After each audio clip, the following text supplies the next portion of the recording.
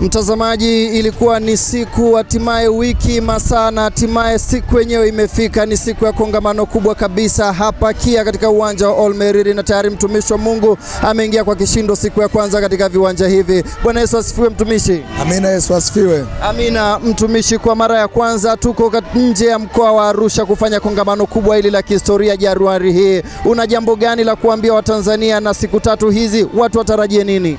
Ninachojua ni kwamba Mungu hajawahi kunituma mahali pakabaki kama palivyo. Kila kilichofichwa cha maisha ya watu yaliyofichwa, kazi za watu zilizofichwa, uhai wa watu uliofichwa, afya za watu zilizofichwa, uchumi wa watu uliofichwa, leo sauti ya Mungu itasikika inayosema rudisha. Kongamano ni la Watanzania wote.